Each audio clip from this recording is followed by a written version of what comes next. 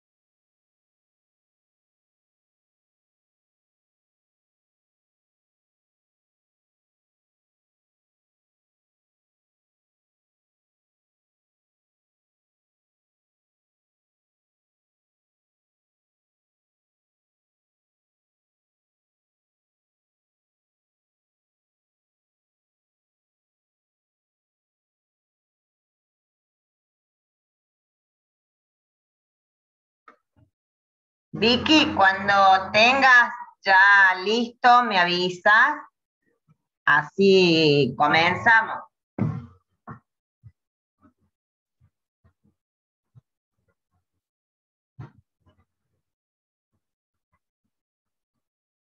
Vicky.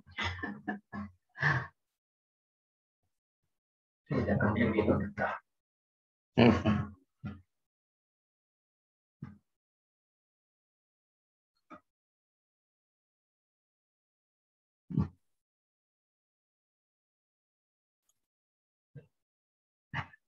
Vicky, ¿estás lista? Voy a escribirte acá. Sí, Susi, Ah, dale. estoy. Espera que quiero. Ya voy a compartir. Acá estamos.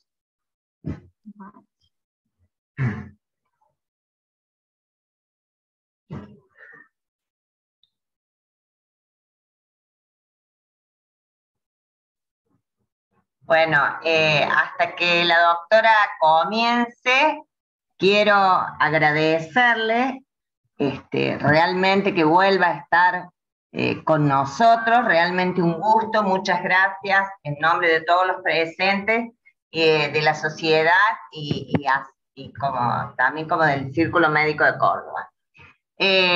La doctora es asesora letrada de niñez, adolescencia, violencia familiar y género del 10º turno de Córdoba, circunscripción capital, docente de Derecho Privado de la Facultad de Derecho y Ciencias Sociales de la Universidad Nacional de Córdoba, docente en la Maestría de Derecho Procesal, docente de la Universidad Siglo XXI y tiene una Maestría de Derecho Procesal, Procesos Especiales.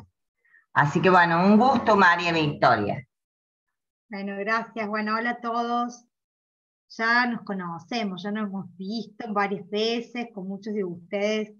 Recién veía en el Zoom algunos nombres que ya son familiares. La verdad que gracias, Susana, por la convocatoria. Y bueno, hoy vamos a hablar de un tema que la verdad nos preocupa a todos. Eh, Especialmente es un tema nosotros siempre conversamos temas médicos jurídicos, en realidad temas que afectan a las dos ciencias, a la medicina y el derecho, y este tema no solo en la medicina y el derecho, sino también amplía a otras ramas de la ciencia, como los psicólogos, dentro de los médicos, los especialistas en psiquiatría, los trabajadores sociales, es decir, es una de las ramas de la ciencia jurídica más interdisciplinaria que existe, porque ni los abogados solos pueden resolver estos temas, ni los médicos solos sin la ayuda de los abogados y sin la ayuda de los otros profesionales que también están dentro del ámbito de actuación. Es decir, vamos a hablar hoy de los problemas de salud mental y qué incidencia tienen esos problemas dentro del ordenamiento jurídico, o cómo los trata el ordenamiento jurídico. Bueno, lo primero que me parece interesante hablar, que los padecimientos mentales versus personas con capacidad limitada, es decir, siempre existe, para poder hablar que una persona tiene la capacidad limitada jurídicamente, tenemos que hablar de un presupuesto biológico o médico, que es un padecimiento mental diagnosticado, ¿sí?, por la ciencia médica, y además que ese padecimiento mental conlleve que la persona no pueda autónomamente ejercer sus derechos en forma correcta, ¿sí? Es decir, que para que exista jurídicamente hace falta el presupuesto biológico, que es el padecimiento mental, ahí entra la ciencia médica, y un presupuesto jurídico, que es que ese problema de salud mental genere la imposibilidad de ejercicio de los derechos. Me parece interesante, bueno, la sabemos en este concepto que la salud mental, según la Organización Mundial de la Salud, y la salud en general es un estado de completo de bienestar que gira físico, mental y social, y no solamente la ausencia de afecciones o enfermedades, es decir, el equilibrio de este estado de bienestar físico y mental es también salud. Estemos sanos, inclusive podemos estar sanos, podemos no tener ninguna enfermedad o ninguna afección, y habiendo un desequilibrio entre estos tres factores se puede generar la falta de salud, ¿sí? Bueno, el nuevo Código Civil y Comercial establece ciertas pautas o parámetros para abordar los temas de salud mental. Una cosa es la salud mental o la discapacidad como la imposibilidad del ejercicio de ciertas acciones, y otra cosa es la imposibilidad del ejercicio de los derechos. Eso hay que tenerlo bien en cuenta, porque el concepto que se tiene sobre discapacidad es la interacción que hay entre el diagnóstico médico y las barreras sociales. Es decir, tenemos un diagnóstico médico que establece un padecimiento y tenemos la imposibilidad del ejercicio de los derechos de esta persona porque existen obstrucciones o barreras de acceso a estos derechos. La Ley de Salud Mental, que es la Ley 26657, establece una serie de principios rectores. ¿Yo qué voy a hacer? Ahora primero le voy a contar lo lindo, digamos, lo romántico, lo que dice la Ley de Salud Mental, a la que abono absolutamente y estoy de acuerdo. Y después, ¿qué pasa cuando estas personas que tienen un padecimiento mental o tienen un trastorno concreto generan lesiones a terceros? ¿Qué sucede? ¿Sí? Porque cuando está todo bien, tenemos obra social y tenemos un centro de salud o un hospital que nos atiende y tenemos contención familiar, está todo bien. El problema es qué hace el Estado con aquellas personas que no tienen todas esas situaciones, porque cuando sabemos que cuando tenemos condiciones las cosas son mucho más fáciles que cuando las condiciones no están, ¿sí? Bien. Bueno, el reconocimiento de la capacidad, la ley de salud mental establece que el principio es la capacidad y siempre se tiene que trabajar sobre la capacidad de la persona, sobre la posibilidad que la persona realice actos en forma autónoma, ¿sí? Y ayudarlo a ser incluida socialmente, que pueda autodeterminarse en lo más posible, digamos. Es un concepto que se llama de autonomía progresiva. Es decir, ustedes saben bien que hay personas que tienen padecimientos mentales o una situación, vieron que recién teníamos la foto de una niñita con síndrome de Down. Bueno, las personas con síndrome de Down sabemos perfectamente que tienen un padecimiento mental diagnosticado, ¿cierto? Una patología, ¿sí? La pregunta es, según el grado de ese tipo de enfermedad mental o de síndrome de Down, que sabemos también que hay grados, ¿sí? Tenemos que entender cómo esta persona va a funcionar en la sociedad. ¿Qué pasaba hace 50 años? Los escondían. Era una tacha de infamia tener un hijo con síndrome de Down, era escondido, nadie quería, era el hijo que nadie quería visibilizar, ¿sí? Hoy una persona con un síndrome de Down es una persona que puede ir a un colegio normal, según el grado, con una maestra integradora. Entonces, ¿qué quiere decir esto? Que se ha cambiado la óptica de cómo debe ser el tratamiento y el abordaje de las personas que tienen un problema de salud mental diagnosticado o una patología mental diagnosticada.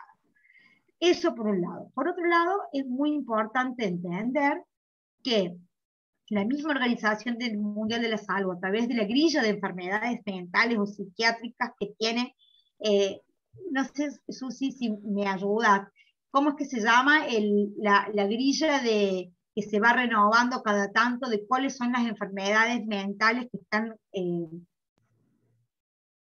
Ahí está el doctor Chenique, que es el psiquiatra de la sociedad, ¿verdad? El No sé si, Ayúdeme, doctora.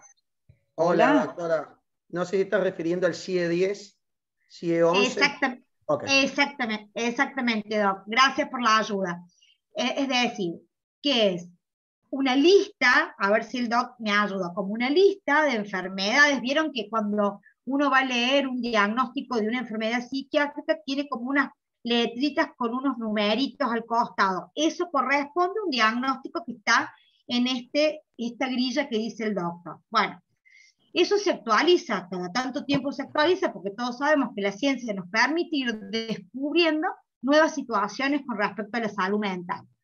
Cosas que hace un tiempo eran vistas de una manera, hoy son vistas de otra manera totalmente distinta, inclusive con la medicación, ¿sí? Había cosas que antes se medicaban de una manera, hoy se medican de otra manera totalmente distinta, porque hay un avance muy grande con respecto a esto, y a su vez también hay un retroceso porque sabemos que ha crecido exponencialmente los problemas de salud mental en las personas, ¿sí? No solo en las personas adultas, sino también en los niños. Entonces, esta grilla de la que yo hablo, que me ayudó el doctor, nos ayuda a saber cuáles son las enfermedades mentales diagnosticadas, ¿sí? o listadas, y por ejemplo, desapareció, que antes existía como una patología mental, las identidades de género diferenciadas.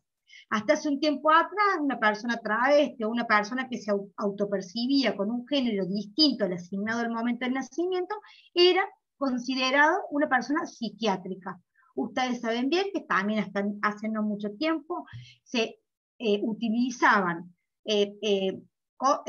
tratamientos invasivos que hoy están prohibidos, como el electroshock, por ejemplo, para tratar de curar enfermedades que se creían que eran enfermedades, como por ejemplo la homosexualidad.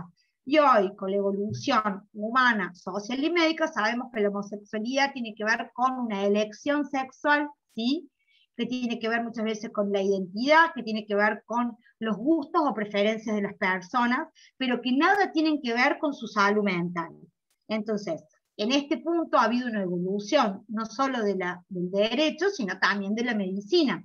Es decir, el mismo organismo internacional ha dicho, esto que antes era considerado una patología, hoy se ha entendido que tiene que ver con una elección del ser humano. ustedes fíjense que el principio pro homine, pro humano, que el hombre considerado como género femenino y masculino, ¿no? La persona humana, le digamos así que es una forma más correcta, la persona humana está en el centro de las relaciones y en el centro del universo, y se ha estudiado mucho sobre la evolución de la persona, sus deseos, sus necesidades, y aquellas situaciones que antes podían rayar con patologías mentales, hoy directamente está prohibido hablar de patología mental. Bien, el reconocimiento de la autonomía. El Código Civil y Comercial establece que cuando una persona va a ser declarada incapaz o restringida su capacidad, esa restricción de capacidad tiene que ser temporal y tiene que ser lo menos restrictiva de la autonomía de la persona. ¿Qué quiere decir esto? Es decir, que la sentencia judicial que declare que una persona está restringida en su capacidad debe nominar claramente los actos que la persona no está en condiciones de hacer autónomamente. ¿Me entienden? Todo lo demás puede hacerlo autónomamente. ¿Vieron que el artículo 19 de la Constitución Nacional dice todo lo que no está jurídicamente prohibido está permitido? Bueno, es exactamente igual. Todo lo que no esté en la sentencia que ordena la restricción de capacidad está permitido. La persona tiene libertad y autonomía. Debe decir técnicamente qué es lo que no puede hacer sin el acompañamiento del sistema de apoyo. A ver, ¿cómo se los puedo explicar? Jurídicamente, todas las personas somos capaces de hacer contratos, de casarnos, de tener distintas actividades, de trabajar, de expresar nuestra voluntad a favor o en contra de alguna situación, inclusive de expresar nuestra voluntad a favor de un acto médico o no en el consentimiento informado. ¿Sí? Bien, todos somos capaces, excepto que una sentencia de un juez civil diga que por un padecimiento mental diagnosticado nosotros no tenemos posibilidades de dar este consentimiento en forma libre, porque esta patología no nos permite comprender lo que estamos, dar una voluntad jurídicamente válida. ¿Sí? Bien, entonces, cuando un juez determina, luego de hacer un diagnóstico de un psiquiatra, un psicólogo, 3 profesionales requiere la ley de salud mental, 3 profesionales no solo de la psiquiatría, porque antes las cuestiones de salud mental estaban solo reservadas a los médicos psiquiatras. Hoy se abrió el juego a otros profesionales, es decir, un psicólogo, ¿sí? Un psiquiatra, obviamente que sí, y otro profesional que puede ser un trabajador social, puede ser un psicopedagogo, una psicopedagoga, no importa, habla de 3 profesionales, deben hacer un diagnóstico interdisciplinario y darle un informe al juez para enmarcar cuál es la patología y cuál es el diagnóstico que tiene la persona. ¿Sí? Una vez que el juez recibe ese informe diagnóstico, debe, con otros medios probatorios, determinar si esa persona, pese a ese diagnóstico, tiene capacidad o posibilidad de ejercicio autónomo de sus derechos. Si entiende que no está en condiciones, declara la restricción de la capacidad o la incapacidad plena, que ya vamos a ver la diferencia. Y nombra un sistema de apoyo que es el representante de esta persona que lo va a ayudar, aconsejar y colaborar para los distintos actos de la vida civil que tenga que realizar. Inclusive pueden llegar a ser actos médicos, ¿sí?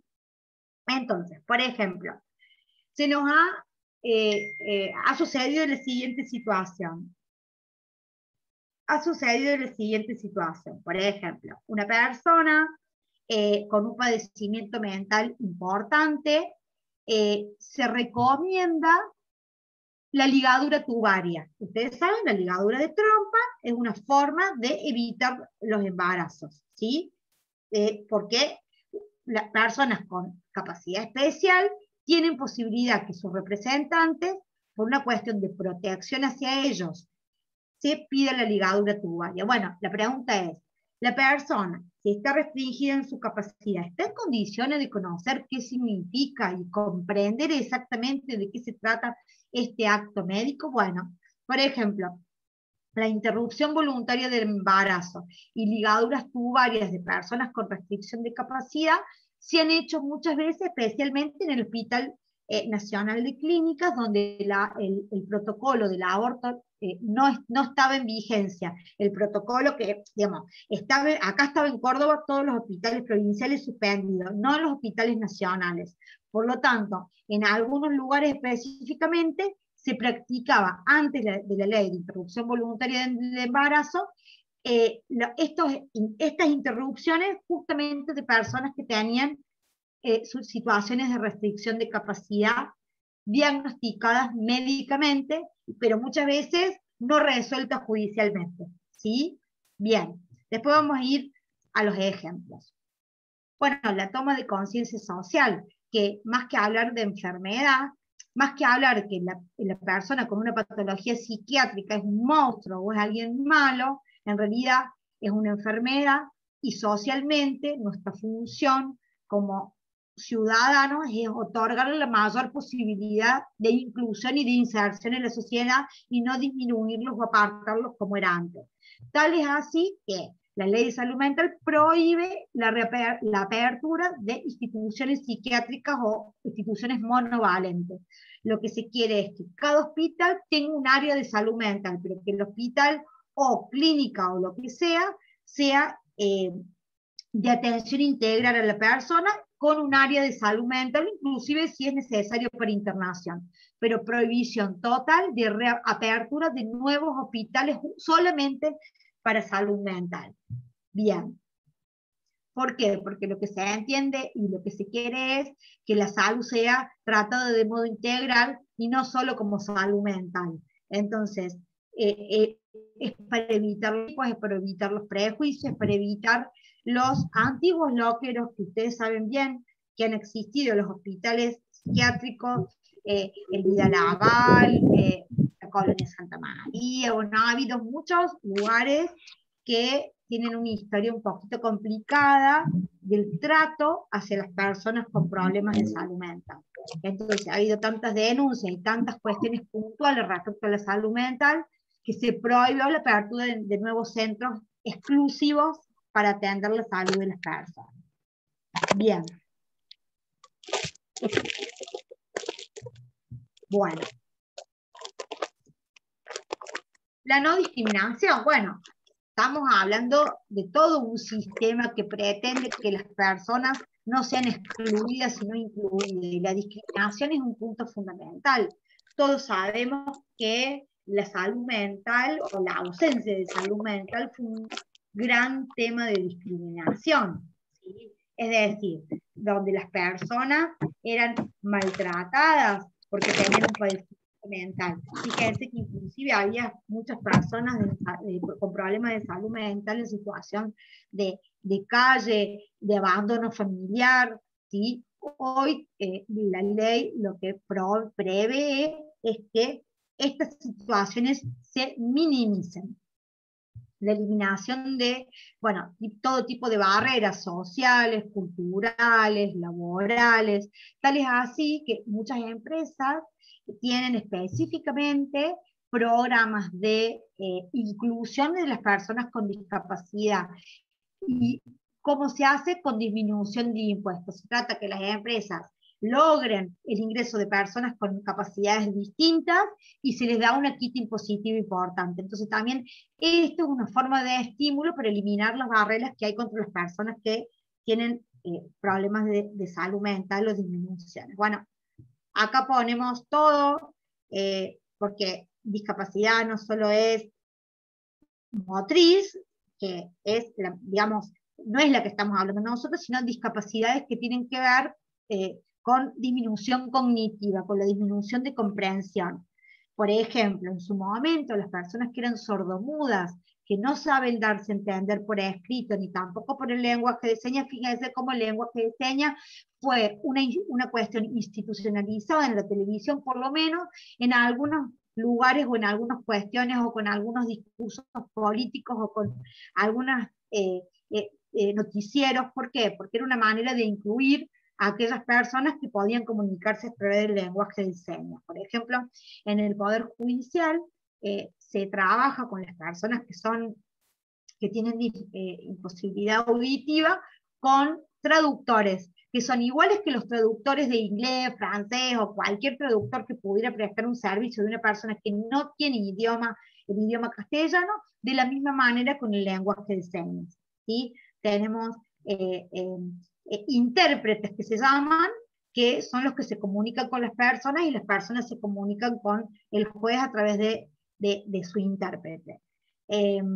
Pasa lo mismo con los no videntes, es decir, posibilidades de tener la mayor acceso a la justicia y a la protección de sus derechos. Bien, bueno.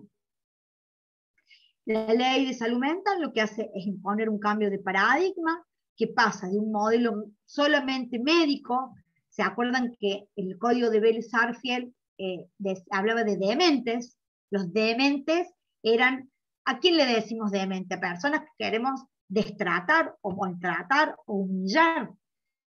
Pero así era calificado en el Código Civil de Vélez-Sarsfield. Dementes, porque dividía a las personas en sanas y a enfermas.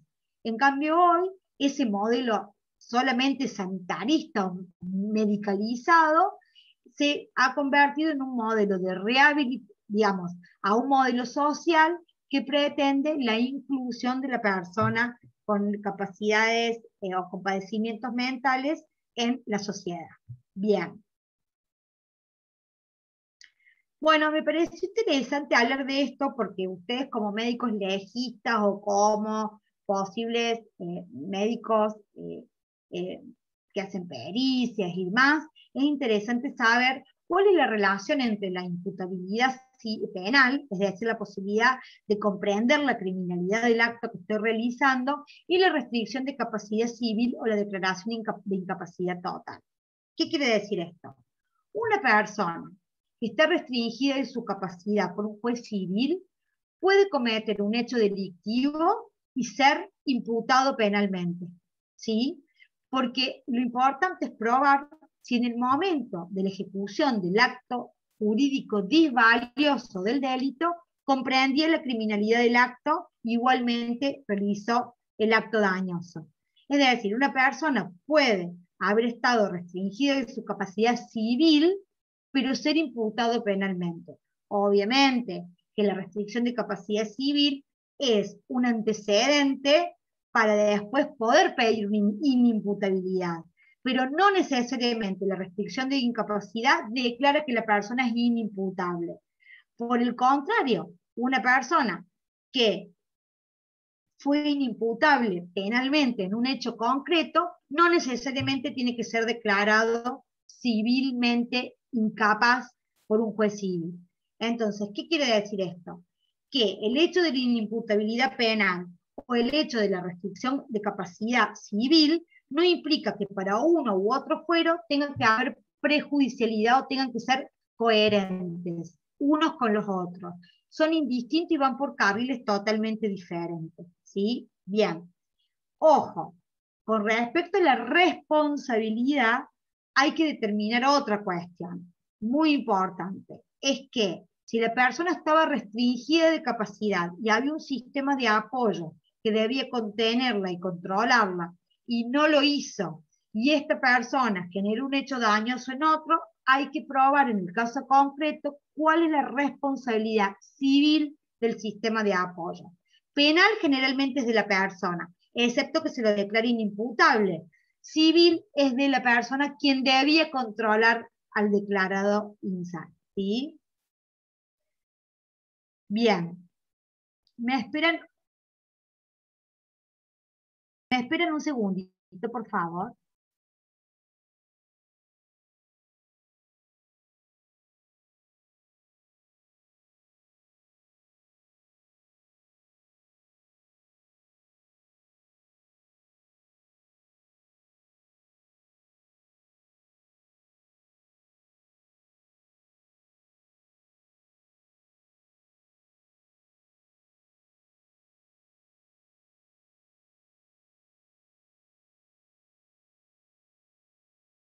Perdón. Entonces continuamos. Susi, ¿se puede ver, ahora que te veo en pantalla, se puede ver bien la filmina? ¿Está bien? Sí, sí, se ven, perfecto. ¿Y se escucha también bien? Sí, ¿Se puede sí, escuchar bien? sí, Perfecto, buenísimo. Bueno, continuamos entonces. Quería aclarar esto porque a veces existe un desconocimiento o una confusión en qué pasa si vos sos declarado inimputable penalmente, y, por ejemplo, tenés una restricción de capacidad o no la tenés, o tenés un padecimiento mental. La inimputabilidad penal tiene que ver con el momento de la criminalidad del acto.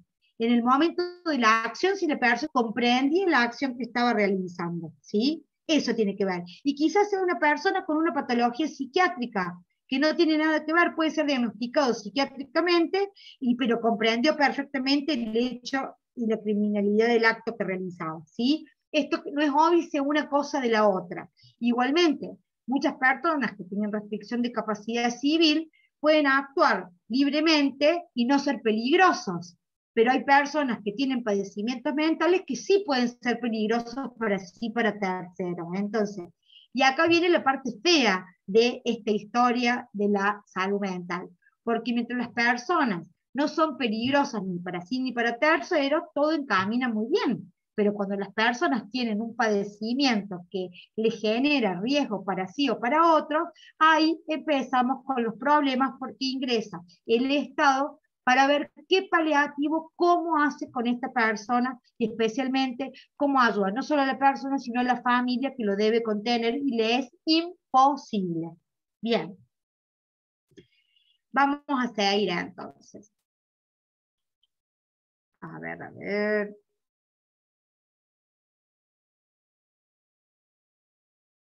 Bien.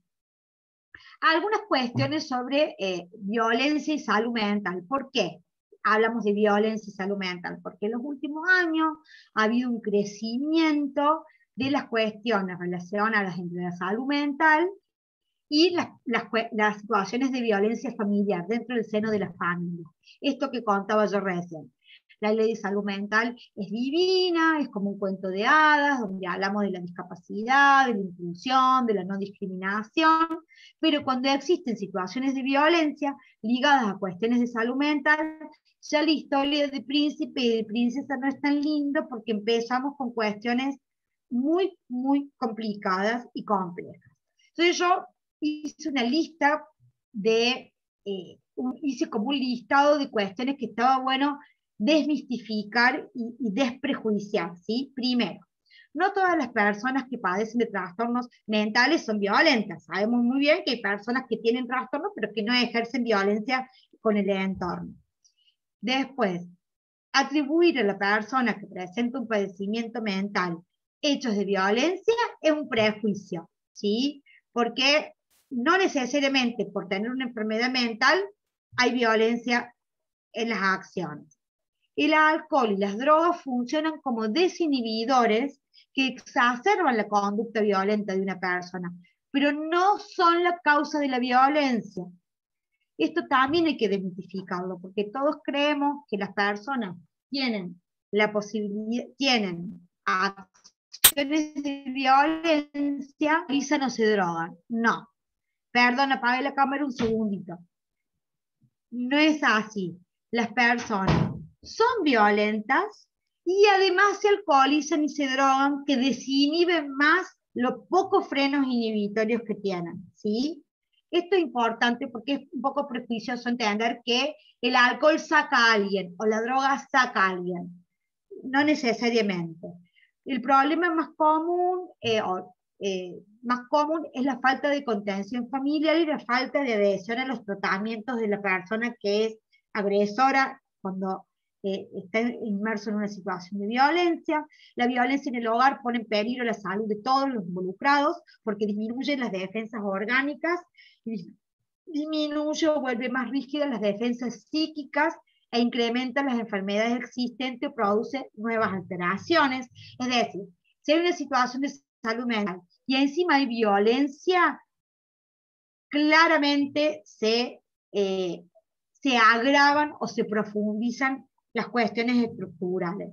Y en las personas agredidas se produce el fenómeno de la desestructuración psíquica que les impide en ocasiones reaccionar adecuadamente ante los ataques. Es decir, las personas que son víctimas le genera una parálisis, se paralizan porque la violencia que el agresor ejerce suprime la autonomía de la voluntad y la posibilidad de defenderse. Por eso muchas víctimas se quedan paralizadas y permiten las agresiones, porque defenderse es hasta una cuestión natural del ser humano. Pero las víctimas de violencia quedan suprimidas esta posibilidad. Bien. La siguiente filmina. La privacidad y la intimidad, sumado a los roles definidos culturalmente, hacen que la familia es uno de los ámbitos más propicios de generaciones de situaciones de violencia. Es decir, la familia es donde nosotros deberíamos estar cómodos, contentos, contenidos y tranquilos. Pero son dos caras de una misma moneda. Así como es un lugar de contención, cuando no hay contención es el peor lugar del mundo. ¿Sí? Entonces, es importante porque paradojalmente, dentro de las familias donde se pueden presentar situaciones de mayor gravedad de maltrato físico o psicológico. Las modalidades de abuso más frecuentes dentro de una familia están dirigidas hacia los miembros con mayor grado de vulnerabilidad. Entonces tenemos por género, por distribución desigual del poder, mujeres en relación a varones, sobre los niños, niñas y adolescentes, sobre las personas con padecimientos o capacidades especiales, o sobre, entonces, dentro de los grupos familiares, ¿sí? Se entiende que hay una estructura de poder donde hay un grupo que está en situación de inferioridad de condiciones. Estamos hablando, hablamos en mujeres, niños, niñas y adolescentes, personas con padecimientos mentales o adultos mayores. Esto no lo digo yo, está determinado jurídicamente que esto es así, ¿sí? Después, en el caso concreto, podemos probar si hay una mujer violenta y hay un varón violentado. Eso claramente es posible y sucede, no es que no suceda. Pero dentro de las estructuras sociales y culturales de la familia, está probado que las personas con mayor grado de vulnerabilidad o de inferioridad de condiciones son este grupo que yo acabo de explicar. Bueno, ¿qué ha hecho el Poder Judicial con respecto a las personas que están en condiciones de salud mental? Bueno, ha hecho protocolos de actuación para casos donde hay violencia de género con modalidad doméstica, donde el agresor padece un problema de salud mental. Primero, se prioriza la internación voluntaria de la persona, ¿sí? O sea, lo que más quiere es que la persona voluntariamente pida ayuda y acuda a internarse voluntariamente. Si esto no es posible, porque la persona no tiene conciencia de enfermedad, se transforma en una internación involuntaria. Entonces tiene que ser ordenado por un juez civil o ser ratificada si el caso es grave. ¿Qué quiero decir si el caso es grave? Hay una persona con un pie en una casa, está abriendo el gas y está prendiendo un encendedor, es decir, puede explotar por el aire todo. Las padres, los hijos, lo que sea, se hace una intervención policial en el momento, se reduce a la persona y luego se la traslada al hospital neuropsiquiátrico o al hospital de salud mental más cercano para que se haga una valoración. Muchas veces esta persona queda internada, obvio que involuntariamente. A las 24 horas el juez civil en turno debe ratificar esa internación que se hizo involuntariamente y por medios policiales o urgentes. Si el caso no es grave, debe instar la internación de la persona por orden judicial, ¿sí? Es decir, estamos hablando de casos no graves, pero la internación es involuntaria, es decir, la persona no tiene conciencia de enfermedad y se opone a la internación. Si la persona en crisis o con padecimiento mental es menor de edad, debe intervenir sí o sí la Secretaría de la Niñez, Adolescencia y Familia o la SENA, que se llama SENA. Es decir, instar la internación involuntaria de la persona o de la persona menor de edad. Y si el agresor con un padecimiento mental o con una carpeta psiquiátrica es denunciado por un hecho de violencia de género, debe intervenir un fiscal especializado que se llama fiscal de violencia familiar, porque tener un padecimiento mental diagnosticado o tener una carpeta psiquiátrica puede llegar a ser un indicador de riesgo para la víctima. Entonces, esa situación genera la intervención de un fiscal especializado que va a investigar el hecho de violencia de género.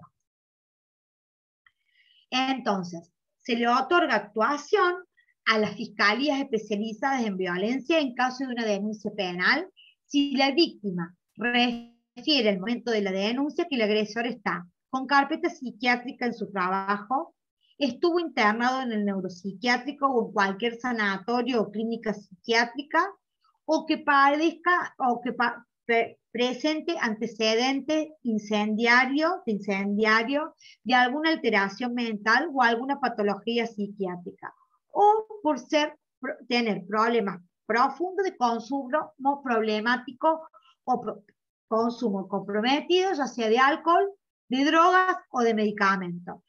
Por ejemplo, la persona tiene un trastorno bipolar y es atendido por tal profesional en una clínica o un hospital, o es diagnosticado como depresivo. No está declarado insano. Esto quiero que ustedes lo tengan claro. Son personas que tienen un padecimiento mental diagnosticado que no necesariamente tiene que ser declarado con restricción de capacidad civil, pero penalmente tener estos problemas o estos trastornos mentales implica, ¿sí? Entonces, en esa situación investiga el hecho un fiscal especializado porque tiene que, porque es un indicador de riesgo de gravedad. Bien.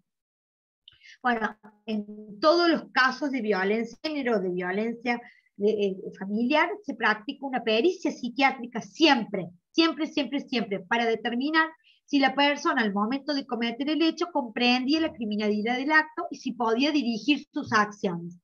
Si no comprende la criminalidad del acto, pero resulta peligroso para sí o para terceros, se lo declara inimputable para perseguirlo penalmente, pero puede ser internado en una institución de salud mental, ¿sí? Porque es peligroso, es decir, hasta que se lo estabilice, ¿sí? Con una internación. Luego esa internación es ratificada por el juez civil. Si comprende la criminalidad, es decir, comprendió que lo que estaba haciendo era un delito, y además es una persona peligrosa, es decir, que no tiene frenos inhibitorios, para sí o para tercero, se le dicta una medida de seguridad, es decir, se lo detiene. La detención es en un lugar que se llama el Centro Psicoasistencial o el CPA. Una cosa es el IPAD, el Instituto Provincial de Alcoholismo y Drogadicción.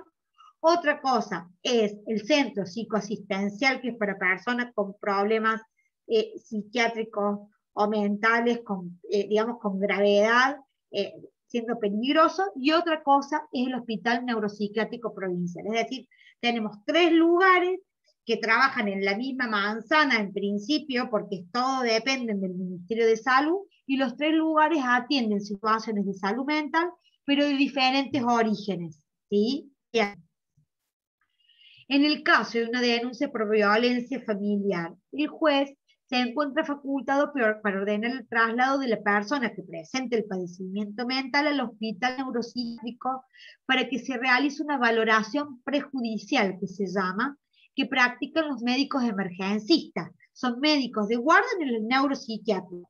Hay todos los días un médico de guardia. Se traslada a la persona, se practica una valoración psiquiátrica por estos médicos, y estos médicos ordenan si la persona está en condiciones de ser internada o no internada judicialmente. ¿Me entienden? Es decir, ¿qué sucede? En caso de personas con trastornos mentales diagnosticados, el juez de violencia puede ordenar un tratamiento obligatorio y sostenido en el tiempo. Y además, el juez de violencia familiar puede disponer la exclusión del hogar del agresor violento. Y en este punto existe como una encrucijada, porque por un lado la ley de salud mental te decimos tenemos que darle toda la contención, tenemos que ayudarlo, tenemos que no discriminarlo, tenemos que incluirlo, pero la ley autoriza que como medida cautelar cuando la persona esté en crisis o desbordada se lo excluya del hogar y se lo interne en una institución hasta que sea controlado o contenido. Bueno, hice un viaje, Susi, por todo, por el Código Civil, por las fiscalías de violencia familiar, por el juez penal, por las situaciones de violencia y salud mental. Quedo a disposición para que empecemos a debatir. Yo ya el tema lo largué y lo presenté.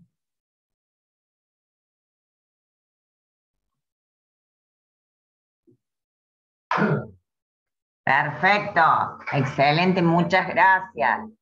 Ahora veamos quién quiere hacer alguna consulta o agregar algo, que active su micrófono, no hay ningún problema.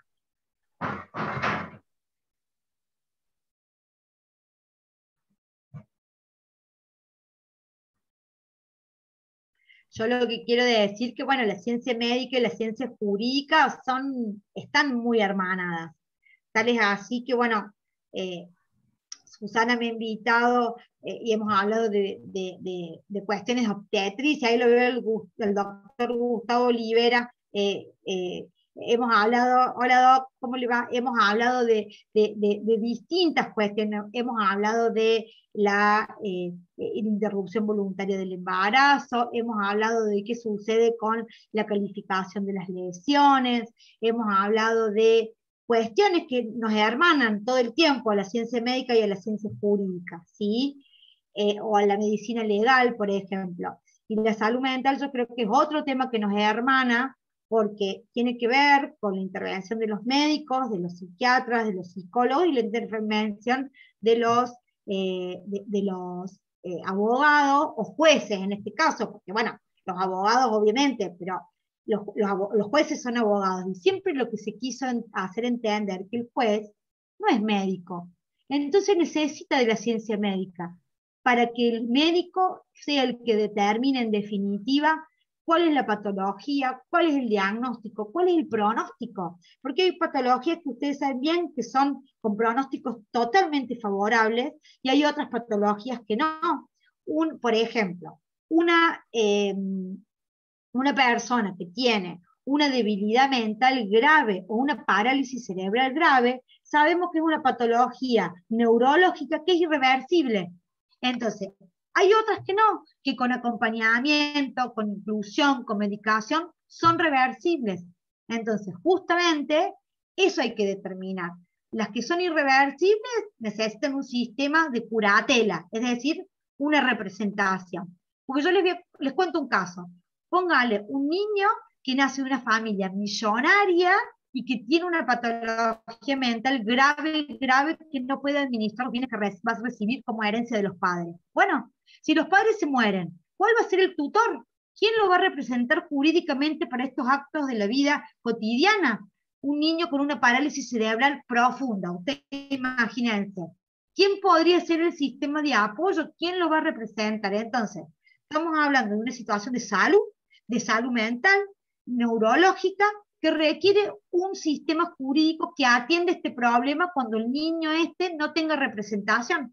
De hecho, cuando sea adulto, mayor de edad, tampoco va a poder autónomamente ejercer algunos derechos, justamente porque esta patología física, neurológica y mental le impide el ejercicio de esos derechos. Entonces, la ciencia jurídica tiene que tener una respuesta para estas situaciones.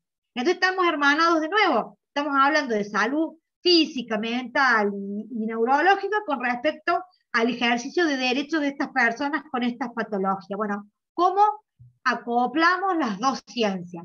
Lo jurídico por un lado y lo económico por otro. Sí, Amalia, obviamente que podemos compartir el drive. Yo le voy a mandar el power a Susana para que comparta con ustedes la filmina.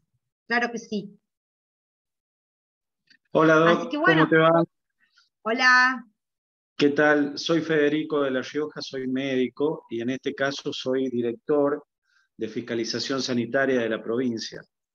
Bien. Y verdaderamente actualmente tenemos un problema con las instituciones de larga estadía porque la ley no las contempla, ¿verdad? Pero acá hay 3 instituciones que tienen pacientes psiquiátricos que están internados, entonces claramente no están habilitadas y quieren someterse a un proceso de habilitación. Tenemos una clínica que ya es bastante, digamos, no es compatible para que interne, tiene una infraestructura sanitaria muy deficiente y no cumple nada en base al programa de control, garantía y calidad que implementa Nación para hacer ni hospital de días, ni nada, ¿viste? No Y cumple centro la de medio estructura camino. sanitaria. Viste, Claro. doctor, viste que Entonces, ahí están el los centros de tipo, medio camino, que es estos centros que no necesariamente claro, son como departamentitos donde viven 2 o 3 personas y con un claro, control. tal cual. Bien. Acá Sí, sí, ocurre sí. una variable, dos variables. Primero, que la persona, digamos, los familiares de la persona hacen abandono de estas personas con salud mental, con deterioro de Tal su cual. salud mental. Ujú. Entonces lo libran a la obra social, pagan a la obra social y está la gente ahí, Ujú. ahí está. Y por el otro lado, el médico que nunca hace un tratamiento ni una evaluación porque no tiene un equipo técnico, no tiene nada, o sea que la gente está porque no tiene otra. Entonces, ¿qué hace esta persona? Nos amenaza que si nosotros no habilitamos, lo va a largar esta persona a la calle, ¿viste? Y nadie, ¿quién se hace responsable? Por eso yo te estaba escuchando, ¿quién sería el responsable? Nosotros estamos diseñando de igual manera un plan de acción a mediano plazo, lo estamos diseñando, estamos hablando con el equipo, estamos viendo, Bien. estamos hablando con la Dirección de Salud Mental, cómo vamos a hacer. Pero me parece que debería haber un responsable judicial de esa persona, porque es incompatible ahora los centros de larga estadía, salvo en las crisis agudas. La verdad que es incompatible y verdaderamente nos queda ese gris. ¿Qué hacemos con esa gente? Porque tampoco la podemos desamparar, no tiene a dónde ir. Totalmente. Doctor Montivero, mira, yo te voy a decir lo que yo pienso subjetivamente. Yo la ley de salud mental me parece espectacular, es una ley de punta, ¿sí? O sea, de vanguardia absolutamente, pero claro, no tenemos una estructura sanitaria que lo pueda llevar adelante. Entonces, podemos tener leyes divinas, pero si no tenemos la estructura sanitaria para todos estos derechos que estamos pregonando, poder respetarlo, Claro. obviamente que se nos hace un hueco. Y pasa esto que les pasa a los médicos todos los días, de que tienen el enfermo, tienen una familia desaparecida y borrada, y ¿quién obliga a esta familia a hacerse cargo de la responsabilidad? Entonces, ¿qué sucede, doctor Montivero? Lleva tiempo, mucho tiempo, entre la ley y la práctica hasta que esto realmente se ayorna. Porque, ¿qué sucede? Una de las formas de legislar o de operar cambios en la realidad es legislar primero y después hacer la modificación, ¿entendés? Porque la ley es ley y eso es indiscutible, ¿sí? Pero ¿qué pasa? Lleva un montón de tiempo ayornar las políticas institucionales a las leyes. Entonces, esto que te pasa a vos, que estás contando, estás compartiendo entre todos, le pasa a muchísimos médicos que trabajan con salud mental, de que se ven como en una encrucijada entre el enfermo, la familia, la obra social y la misma ley de salud mental que te obliga en un punto a la desmanicomización. ¿Qué significa? Es a tener a las personas internadas el menor tiempo posible. Pero sin contención familiar, vos esto no lo podés hacer, porque es esto que decís, abrir la puerta y sacar a la persona que puede hacer cualquier cosa, dañarse a sí misma, tirarse de un puente o matar a alguien. Entonces, según el grado de enfermedad mental o de patología, es una cuestión a tener en cuenta cómo acompañar. ¿Cómo acompañar? Por ejemplo, mira, hay un programa del Hospital Morra que es excelentísimo, pero bueno, obviamente que el Morra trabaja, todos sabemos, con obra social, y habiendo obra social de por medio, excepto que sea una persona con muchísimo dinero que pueda pagar una atención particular, digamos, no hay forma. Tienen un centro de medio camino importantísimo, muy interesante, que son departamentos que están muy cerquita del hospital, donde las personas viven, ¿sí? Comparten la higiene, la limpieza, tienen enfermeras que les dan la medicación, y después todo, o sea, todos los días tienen actividades, muchísimas actividades, pero tienen que volver a su departamento a las 8 de la noche. No pueden dormir en otro lado, no pueden hacer una actividad externa nocturna, no, eso no. El día un montón de cosas, ir a la familia, salir a tomar un café, salir al gimnasio, hacer un montón de cosas, pero en cierto horario tienen que estar presentes. Y están trabajando en el Hospital Neuropsiquiátrico, también tiene un equipo muy interesante, ya es dentro de la parte de salud pública, ¿no? Y que trabaja también con casas de medio camino con la intención de propender la autonomía. Lo que pasa, Doc, que tenemos un gran problema, que es el problema de la familia. Sin contención familiar, ¿quién sale adelante con un problema de salud mental? Nadie. No, Entonces, nadie. Hola. Por eso Buenas ahí. tardes. Sí, buenas tardes. Es por eso que ahí es a donde se nos plantea el problema. Tenemos que la gente de la clínica no cumple con el programa de control, garantía y calidad, mucho menos cumple con la ley. Son dos cosas diferentes, la ley y el programa. Y la familia que no se hace cargo. Entonces está en la coyuntura esa, que bueno, el tipo dice, vos no me habilitás, yo no puedo cobrar la obra social, los dejo en la calle. Entonces estamos con ese problema, con esa variable, que verdaderamente es un problema para la salud pública, ¿viste? También empezamos a trabajar con los centros de adicciones, ¿viste? Los chicos que bueno, están... eso es tremendo. Eso es bueno, tremendo, Doc. Tremendo. las facendas y todas esas que hay, que están Las los chicos en la facendas, sí. contención, tenemos que buscar, digamos, si van a implementar un servicio con internación, se tienen que someter al proceso de fiscalización, tiene que haber un médico 24 horas, tiene que haber un farmacéutico que sea responsable de la farmacia, tiene que haber una farmacia con candado, con todas las medidas de seguridad para que los chicos no puedan acceder a cualquier fármaco, tiene que haber un enfermero, bueno, tiene que haber un montón de requisitos que no los decimos nosotros, los dice Nación a través de este programa.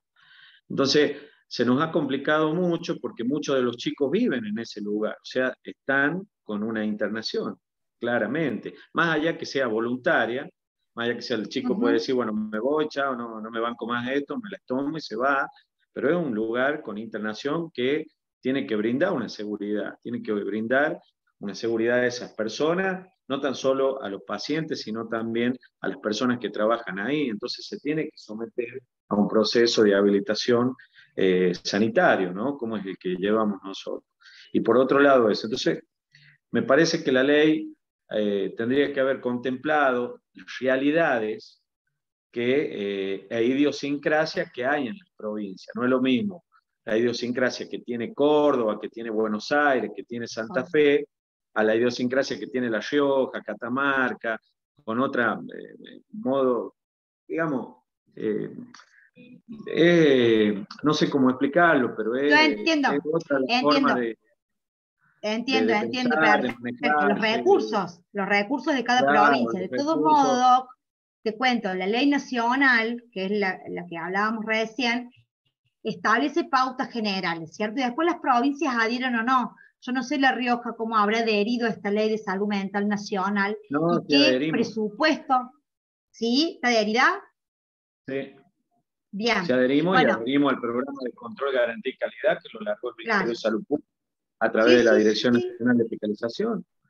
Entonces sí, estamos totalmente. complicados, ¿viste? Entonces lo manejamos con pinza, tratamos de ir conteniendo al tipo de la clínica, que están claramente más psiquiátricos que los pacientes que la atienden, porque se enoja, dice, nos amenaza, pero bueno, yo ya estoy ahí en esa coyuntura, pero yo no puedo habilitar algo que claramente no está en condiciones de habilitarse. Imagínate, si le llega a pasar algo, el responsable voy a ser yo, ¿me entendés? Por supuesto. O el equipo de mi dirección, ¿viste? Que estamos trabajando. Doctor, y bueno, siempre está la posibilidad de la denuncia penal, ¿no? Acordate que cuando no se cumplen normas de orden público, siempre está la posibilidad de la denuncia penal. Ahora están, digamos, tan mal. O sea, mi pregunta concreta, en realidad, que te hacía, era, ¿qué hacemos si en el caso que esa gente lo largue a la calle, ¿verdad?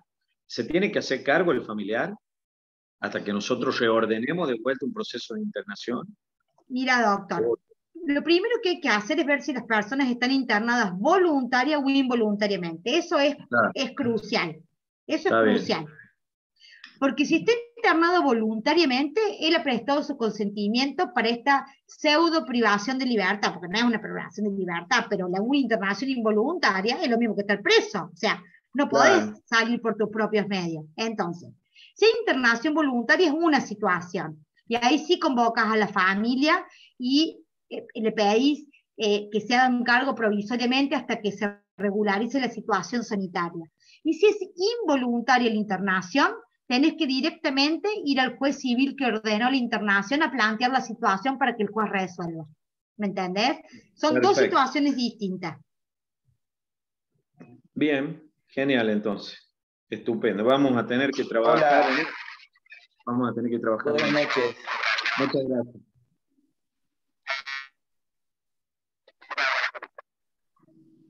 No sé si se me escucha bien.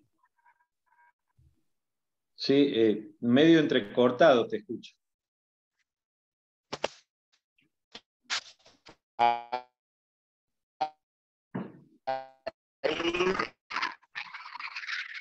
Bien, ahí se escucha un poco mejor. Ahí un poquito mejor. Ahí no sé sí. si... Bien, buenas noches. Bueno, yo soy médico, que trabajo en APS, es Atención Primaria de la Salud. Nosotros tenemos una atención basada en derecho, también he hecho medicina legal, acá en Córdoba. Y quería comentarles algo que no sé si todos conocen. La ley de salud mental está basada en la experiencia de Trieste, de Italia, ¿sí? Con Franco Basaglia, que es quien acuna la palabra desmanicomialización, que comienza con una experiencia de este tipo, y hay experiencias positivas en Brasil con 30 años de una ley de salud mental muy similar a la nuestra, que es un poco la base de nuestra ley de salud mental. Y lo que yo quería aportar era que la ley es muy buena en su esencia, en su espíritu, pero no tenemos desarrollado los dispositivos necesarios para poder aplicarla de forma adecuada, que es lo que tenemos nosotros como un problema a la hora de implementarla. Hay una resistencia al momento de desarrollar las casas de medio camino, los hogares de tránsito, donde la gente podría recobrar su autonomía, y realmente sí hay experiencias positivas. Es más, hay anécdotas muy jugosas, como donde la gente que sale del manicomio y logra reinsertarse socialmente, no quiere volver a su casa, quiere tener su propia casa. A ese nivel de reingreso a la sociedad se ha logrado trabajar en otros lugares con la ley de salud mental. O sea, tenemos datos positivos de que la ley en su esencia respeta derechos y es muy buena, pero nos falta esta cuestión de las políticas públicas que le den no solo al paciente, que es quien la necesita, sino a la familia, porque a veces necesitan medicación que es muy cara y no puede sostenerla la familia. Ese es otro de los problemas que tenemos. Una persona con una psicosis que puede estar contenida, con una medicación que se toma diariamente, con psicoterapia también que coayude a su reinserción social y laboral, que también sucede, si no tiene las herramientas, no se puede hacer cargo por más que quiere, y tampoco podemos culparlos a ellos de no hacerse cargo de algo que se está obligando a sostener cuando no tiene los medios y los recursos económicos para hacerlo. Entonces, creo que acá es donde deberíamos trabajar todos en conjunto, en la interdisciplina y en el concepto este nuevo de la transdisciplina, en donde todas las patas competan para poder llegar a desarrollar estas herramientas, en donde podamos formar redes, tanto en lo jurídico como en lo médico y en lo psicosocial. Me parece que ahí es donde radicaría un poco el punto de poder trabajar en conjunto para desarrollar esta herramienta que está comprobado que son buenas. Yo los invito a que lean la licenciada Fagundes en Río Grande do Sul, en Brasil, la experiencia de Trieste con la ley 180 en Italia, y que ellos relatan la evolución de la desmanicomialización y que no volvieron a abrir manicomio. Y también hay una resistencia a tener este espacio en los hospitales generales para las crisis agudas, ¿sí? Se hace un ayornamiento, pero realmente creo que puede faltar difusión, que puede faltar política. La salud mental siempre ha sido relegada como que no es una cuestión de salud, sino es un órgano, y quizás esta cuestión de sociabilización que nos dejó la pandemia nos ha puesto un poco más en la picota el tema de la salud mental. Era eso lo que quería comentarles. Muchas gracias. Excelente, apórtenlo, es excelentísimo, coincido 100% con vos, creo que la ley es espectacular, nos falta un poquito de política pública, claramente, enseñar este tipo de cosas de manera diferente. Me parece a mí que está muy, muy medicalizado y sin entender que hay muchas cuestiones que también son socioafectivas, no necesariamente médicas. Entonces, con la patología más lo socioafectivo, más la posibilidad de medicación, es muchísimo más fácil llevar adelante o un posible éxito en estas situaciones, pero coincido 100%, la idea de la ley, por eso yo dije esto, estoy de acuerdo y es una belleza de ley, pero bueno, todavía nos falta un poquito de desarrollo en cuanto a las políticas públicas concretas.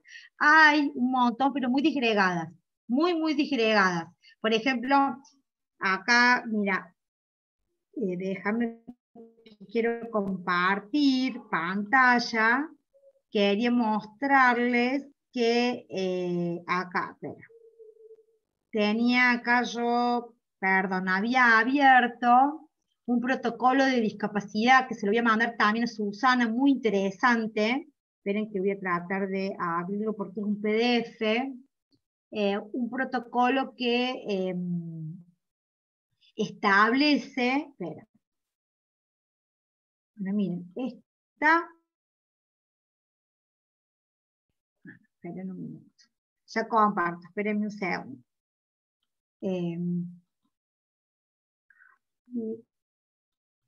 Esperen un segundo.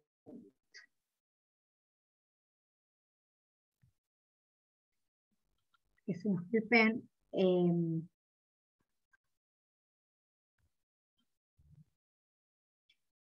Miren, no sé, a ver, esperen, no sé si ahí estoy compartiendo, no me parece que no.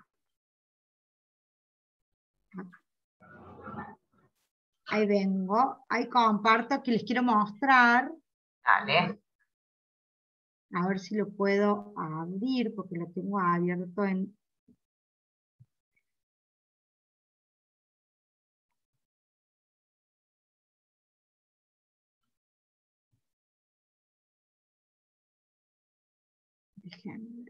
A ver si lo puedo compartir.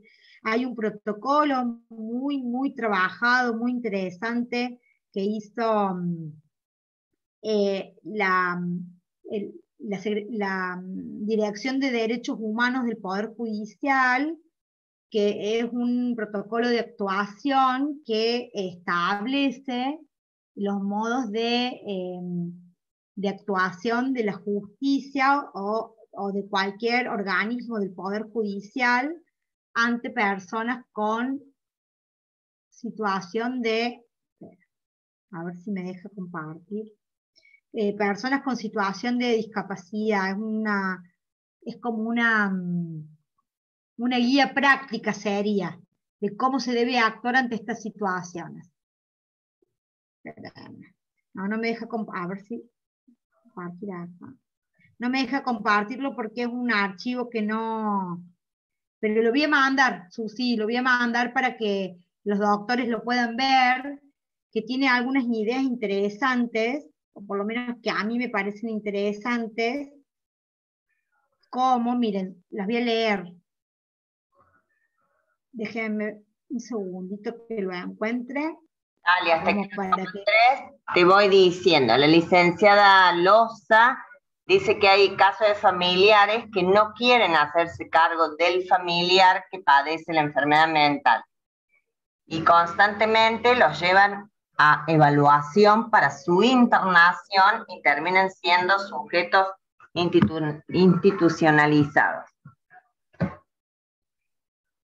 Sí, pero de todos modos, licenciada, le quiero decir que la internación hay que diferenciar de nuevo si es voluntaria o involuntaria. Si no hay una orden judicial y la persona no quiere internarse, no hay ninguna posibilidad que la familia autorice. Es un acto que tiene que ver con la disposición del propio cuerpo, la internación. Pasa en una situación de no enfermedad mental, con cualquier otra enfermedad que una persona tenga, se tiene que contar con su consentimiento para la internación, y si no hay consentimiento, esa voluntad es sustituida por un juez, por la voluntad judicial, ¿me entienden? Por eso es muy importante, saber que esto es así, porque no es que viene el familiar y lo tira en una clínica y lo internan a la persona, no. O sea, para que haya una internación forzosa tiene que haber una crisis grave donde está en peligro la vida de la persona o la vida de la familia. Y esa internación, que puede ser forzosa en un momento, a las 24 horas tiene que ser ratificado por un juez, ¿sí? Que está de turno todas las semanas para las internaciones. Y en caso de que el juez no ratifique la internación, la persona tiene que ser externada inmediatamente. ¿Qué hace el juez? Controla que el procedimiento de internación involuntaria haya sido realizado en forma legal y por consejo médico. Si no, no ratifica la internación. Entonces, no es tan sencillo, o sea, la puede llevar 200 veces la familia, pero si no hay un médico que aconseje la internación involuntaria, eso no puede prosperar porque el juez no la va a confirmar o no la va a ratificar. No, Susi, no lo puedo abrir porque es en un PDF y no me deja compartir pantalla en PDF, así que bueno, no importa, pero lo mando para que lo compartas con los doctores. El protocolo de personas con padecimientos mentales, que está muy, muy interesante. Perfecto.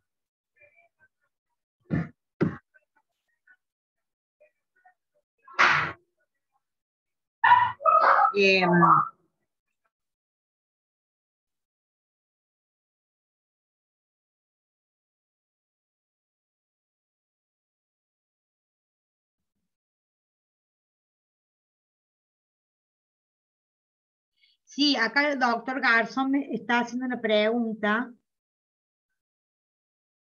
que habla de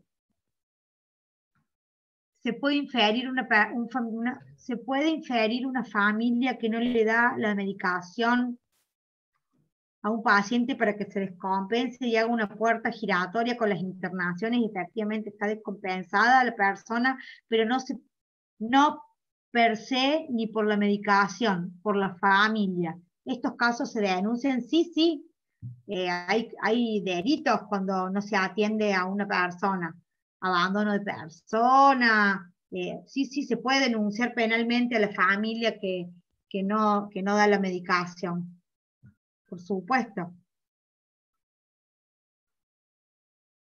La internación tiene razón Aldo, que es el menor tiempo posible. Lo que se suele hacer en general es, tiene un tiempo, la ley de salud mental establece que la internación no puede ser los 90 días y puede ser prorrogable si no se logra la recuperación, pero hay un tiempo máximo prorrogable por otro igual. Y todo esto está bajo control judicial, eso quiero que lo sepan, porque es importante saber que hay alguien que monitorea la internación, que es el juez que la ordenó originalmente cuando es involuntaria. Si es voluntaria la internación, la persona cuando quiera se puede retirar, así como voluntariamente se somete a la internación, voluntariamente se retira, porque las internaciones voluntarias no tienen intervención judicial, no están judicializadas.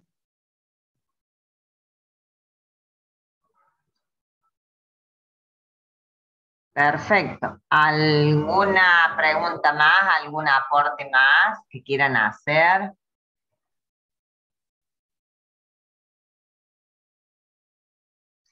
Doctor Cazón, si quiere abrir el micrófono no hay problema, ¿eh? Si quiere usted intervenir. Hola Susana, buenas noches doctora, ¿cómo está? Hola, Doctora Doc. Jalil, un gusto de volver a ver y escuchar. Le estaba escribiendo en un caso, por ejemplo, que observé en la provincia de Salta, en donde una persona que había tenido un doble intento de suicidio grave por ahorcamiento, en 24 horas, la familia lo lleva a internar al hospital psiquiátrico de acá de Salta. Fue una internación voluntaria y a las 24 horas, hasta los 3 días, esta persona es dada de alta, justamente por lo que decía el doctor Aldo, con el tema del criterio del menor tiempo, por la obligación del menor tiempo posible. Yo me agarro la cabeza cuando me dicen que le dieron de alta a los 3 días y no sé si a los 2 o 3 días después se suicida esta persona. Yo lo que le dije, vayan a tribunales, pídanle al juez porque intervenga, porque no puede ser que en 3 días le den alta a una persona con doble intento de suicidio en un día. Era criterio de tener una internación involuntaria, pero bueno, no ocurrió eso, pasó eso con el muchacho. Supongamos que haya medios que tengan otro criterio, que por más que sea la internación voluntaria, ven que no se ha recuperado la persona, pero emite, me quiero ir. Siendo voluntario, ¿cómo se puede intervenir cuando uno ve riesgo suicida todavía en esa persona por más 3 días o 5 días de internación, Sí, doctora? ¿Qué se hace ahí? sí, Rubén, y a todos los presentes, todos sabemos que una situación de salud mental lleva tiempo llegar a un límite, ¿cierto? Todos sabemos que existen situaciones de base, pero que después se pueden ir aumentando por otras cuestiones, ¿sí? Sociales, culturales y demás, ¿sí? Entonces, ¿qué sucede? Así como se llega a ese punto límite de querer suicidar, yo me imagino que ninguna persona con 2 dedos de frente puede entender que en 3 días una persona que quiso atentar contra su vida significa que no se considera un sujeto, sino que es un objeto, ¿sí? Que no tiene valor su propia vida. En 3 días obviamente que no se puede pensar que se lo va a dar, recuperar o que va a salir divino, contento, saltando a oler margaritas al campo. Entonces, me parece a mí que un diagnóstico serio haría que una internación que es voluntaria inicialmente y que los médicos evalúan peligrosidad para hacerse daño a sí mismo o a tercero, deben convertirla en involuntaria, justamente para evitar que la persona se vaya por sus propios medios, hasta que realmente esté contenida o esté la posibilidad de dañarse a sí o a otros. Entonces, claramente hubo una omisión entre los médicos y la familia en no haber judicializado la situación, doctor. Por eso el chico termina muriéndose. En definitiva, se termina suicidando, que era su intención originaria, Muchas gracias. lamentablemente. Muchas gracias, doctora. Pero esto que dice Aldo recién, que dijo muy bien, siempre hay que tratar de acudir a la interdisciplina. Son temas muy delicados, solos no podemos.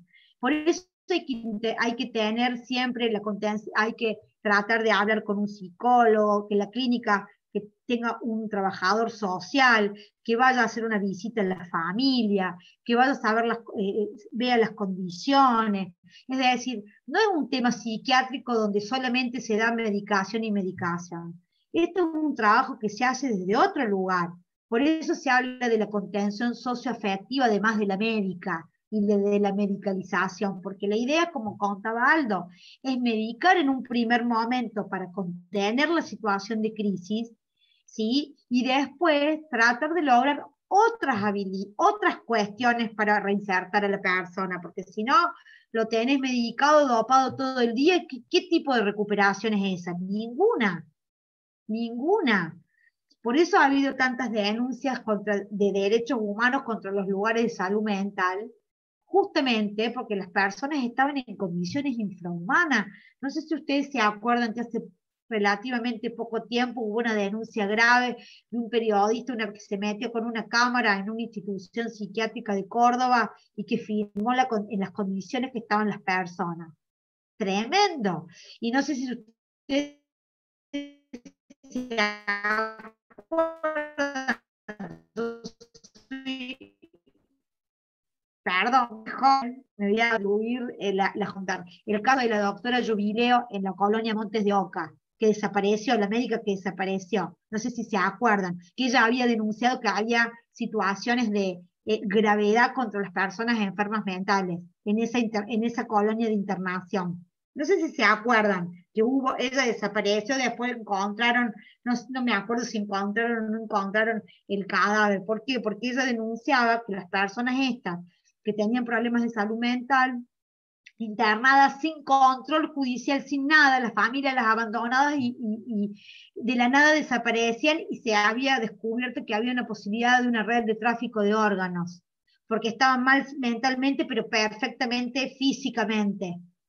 Y bueno, entonces, miren la vulnerabilidad que tienen las personas con problemas de salud mental. Entonces, es algo muy complejo. Más allá de la posibilidad de lesionarse así o a terceros, la posibilidad de que ellos mismos sean gravemente lesionados porque no tienen posibilidad de resistencia, de resistirse, ¿sí? Porque están medicados por una serie de cosas, porque, miren, unos 15 años, sí, Rubén, debe hacer unos 15 años más o menos. La médica no apareció nunca más, denunció y desapareció, nunca se supo qué había pasado. De todos modos, era tan increíble lo que sucedía con la salud mental antes, que situaciones físicas se le atribuía a la salud mental. Entonces, se encerraba personas que, no sé si alguno recuerda haber visto Expreso de Media, la película, que es impresionante fílmicamente, y la historia que cuenta es tremenda. Es decir, como personas que quizás no tienen problemas de salud mental graves, por estar internadas en un lugar de salud mental sin la suficiente inclusión, terminan teniendo patologías, terminan patologizándose.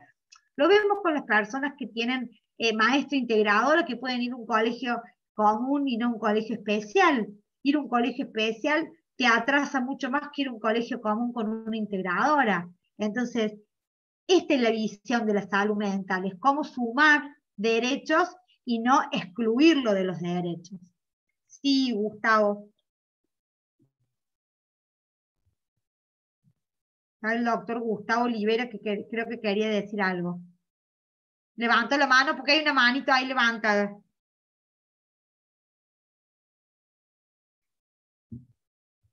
No, del año 85 la doctora Jubileo. Ahí está. Yo me acordaba que eran los 80. Yo me acordaba que eran los años 80, que fue tremendo esa situación. Bueno, por ejemplo, un caso resonante también fue una mamá que era la titular de la responsabilidad parental de 2 hijos, de los cuales uno era sano y el otro tenía una enfermedad mental, y era la curadora de ese hijo con enfermedad mental. Miren lo que pasó. Resulta que el hijo sano tenía un problema grave que tenía que ser trasplantado, y el único compatible era el hijo enfermo. Entonces, como ella era la curadora, no podía ella autorizar el trasplante de órganos del hijo enfermo al hijo sano, porque había conflicto de intereses. Entonces, la situación se judicializó y un juez debió autorizar la oblación y el trasplante de órganos de un hermano al otro, porque quien estaba autorizada a prestar la voluntad o el consentimiento estaba con conflicto de intereses porque eran sus 2 hijos. Entonces, así hay muchísimos casos en la jurisprudencia en cuanto a la cuestión de salud mental, disposición del propio cuerpo, autorizaciones judiciales, etcétera.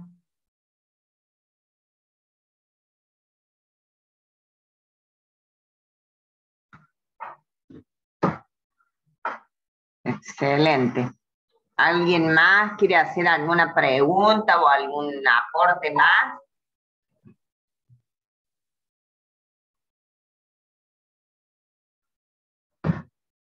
Hilda, yo saludo por los nombres que están etiquetados. Por ahí vieron que nos etiquetamos con nombres de los hijos, yo saludo de acuerdo a cómo están etiquetados.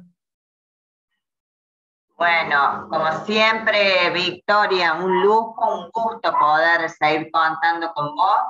Por supuesto que te vamos a seguir convocando. Muchas gracias a todos los que han estado hoy también participando. Gracias al Círculo Médico, porque realmente gracias al Círculo Médico podemos seguir haciendo estas capacitaciones, como la de ayer, la de hoy, y todas las que venimos haciendo conjuntamente. Así que bueno, muchísimas gracias nuevamente a todos. Y bueno, lo que la doctora me envía, después se los enviamos. Me manda perfecto. un mensajito, o le mando un mensajito a Claudio, así les mandamos lo que la doctora nos envía.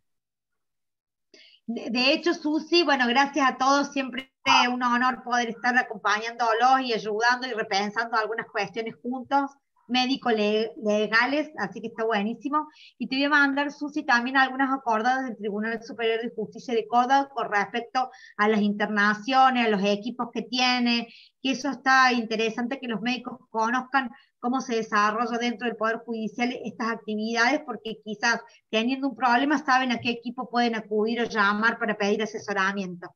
¿Sí? Excelente, excelente. Muchísimas gracias. Bien. Bueno, chau a todos. Muchas gracias. Chau, chau. Chau, doctora. Muchas gracias. Chau, chau. Que anden muy bien. Buenas noches, doctora. Muchas gracias. Chau, Hugo. Que ande bien. Hola. Hola.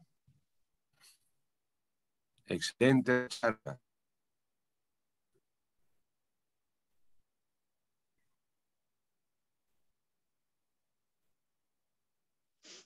Chao, Susi. Chao, chao, que descansen todos. Chao, chao, nos vemos. Chao, Susi, un gusto, gracias por invitarme. No, un gusto, Fede, que te sume. No, por favor, lo que necesiten ya saben. Ahí, toca para hablar.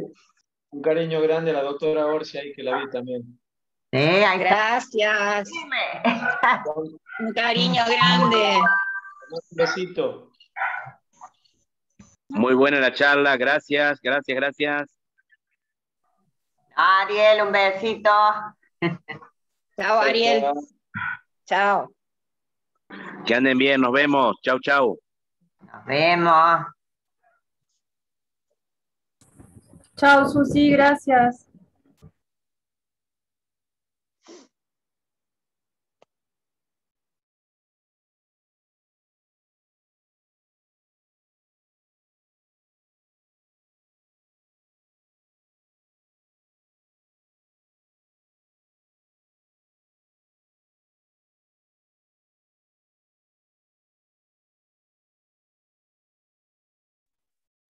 Chao, Susi, gracias.